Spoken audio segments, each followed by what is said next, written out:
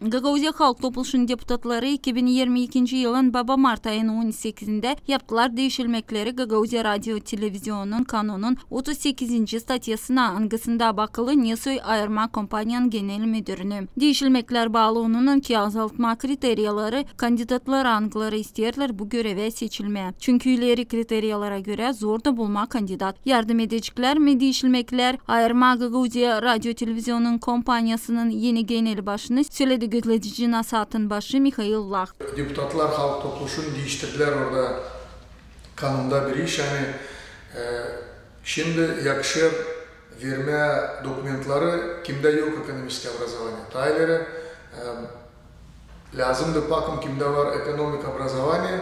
Onlar varınca da katılsınlar bu konkursa. Şimdi bu işleri aldı bir tarafa. Onun için ben teklif ederim kim ister.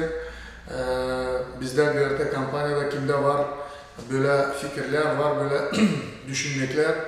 Biz bekler sizi katılın da tarayın. Payal madeni konkursta Gagauzya Radyo Televizyonu'nun müdürün görevine kandidatlar lazım versinler bu türlü dokumentları. Danışmak Payal madeni konkursa gözledici Nasat'ın başının adına, kandidatın avtobiyografiyası, pasportun kopyası, öğrenmek diplomun kopyası, iş dokumentin kopyası, nerede yazılı staj, medik dokument hani yok dava uğrunda kanuna karşı gitmekler, projekt Nesoy kandidat görer kompanyanın ilerlemesini.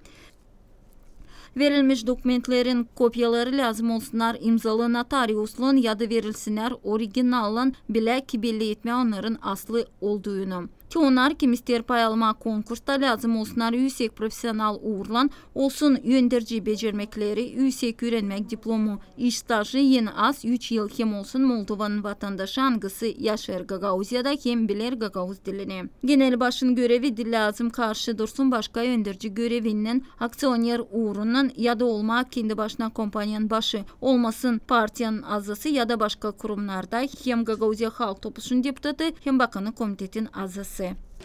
Bugün daha kimse yok ama biz bekleriz, biz var da bir ay kadar. Onun için biz düşünüyoruz olacak, insan gelecek, katılacak. Çünkü ararlar telefonda, sorarlar. Dokumentler pay alma diyeni konkursta verilirler Gagauzya Radyo Televizyonu'nun kompanyanın gözledici Nasat'ına Harman ayın 22'sinden.